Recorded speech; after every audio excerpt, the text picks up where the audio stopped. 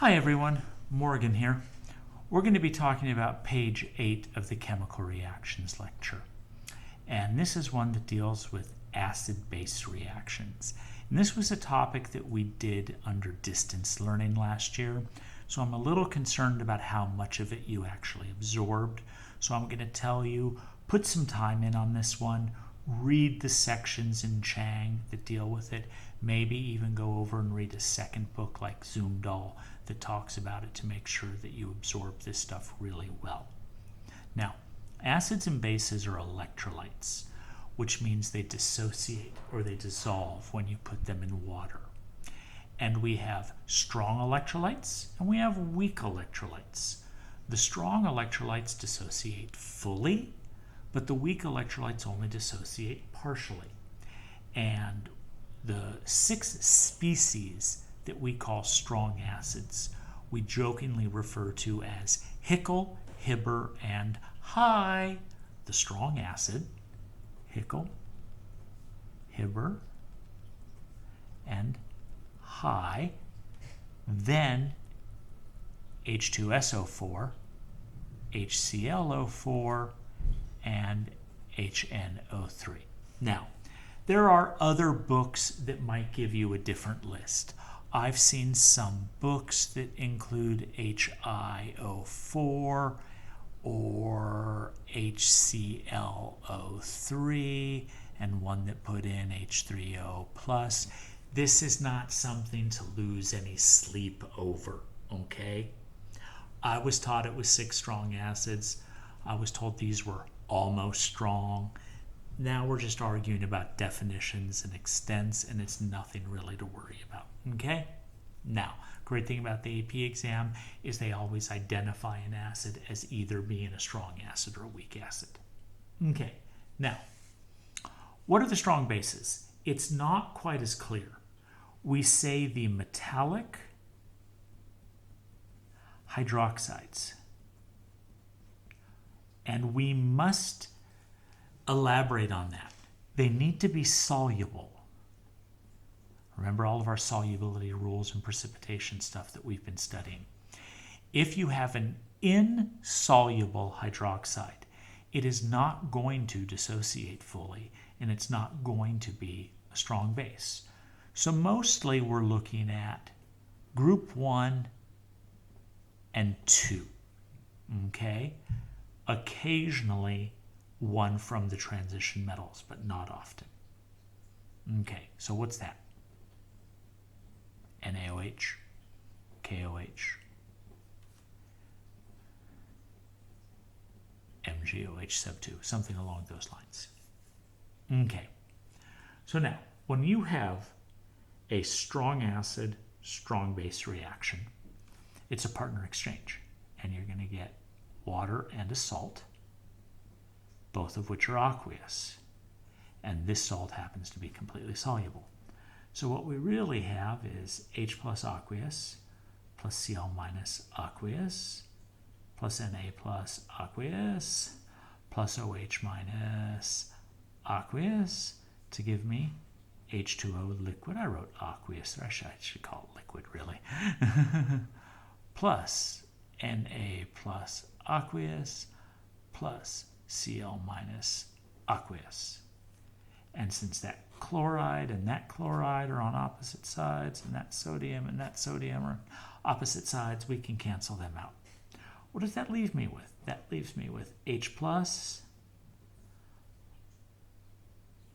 OH minus to give me H2O. And that is the net ionic equation for every single strong acid, strong base reaction you're ever going to run into.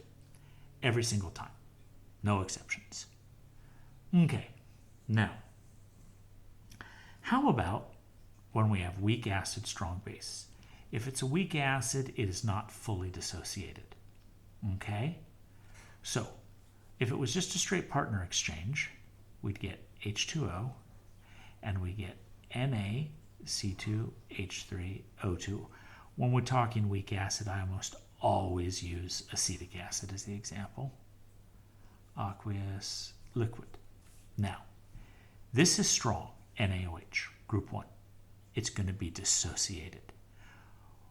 And this is soluble because it's got a group 1 there. So what I really have is HC2H3O2 aqueous plus Na plus aqueous plus an OH minus aqueous to give me an H2O liquid plus an Na plus aqueous plus a C2H3O2 minus aqueous.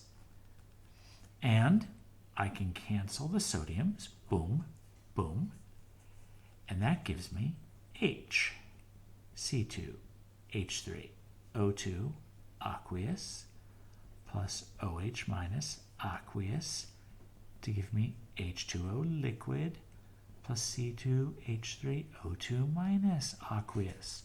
So net ionic equations are not just for precipitation reactions. They are also for acid-base reactions, only showing the species that are changed and excluding what we call the spectator ions. Okay? Same thing happening once again. Okay, now, weak base, strong acid. The strong acid, HCl, will be fully dissociated. The weak base, NH3, will not. So partner exchange. This is kind of interesting. This one's a little bit different. The NH3's together. NH3 aqueous. The HCl is dissociated. H plus is what's reacting to form NH4 plus aqueous. And the chloride's the thing that's just kind of along for the ride. That's the spectator ion. Ammonia is a really good example of what we call a Lewis base. It is a proton receiver, okay? Or what we can also, that would be the Bronsted-Lowry definition. According to Lewis, it would be an electron pair donator. Either way, it's illustrated really well by ammonia. Okay, now weak acid, weak base, neither of them are dissociated. So NH3 aqueous plus HC2H3O2 aqueous gives us NH4 plus ammonium, get used to that, and acetate C2H3O2 minus, and it was just that proton, just that H plus that was transferred over. Remember, the hydrogen ion is often just referred to as a proton. Okay, now, when we have a diprotic acid, it still reacts the same way as a monoprotic acid. It just does it more times. H2SO4 is a strong diprotic acid. It's the only strong diprotic acid. Reacts with NaOH. The net ionic is still just H plus aqueous plus OH minus aqueous to give me H2O liquid because everything's dissociated. It's still a strong acid reacting with a strong base.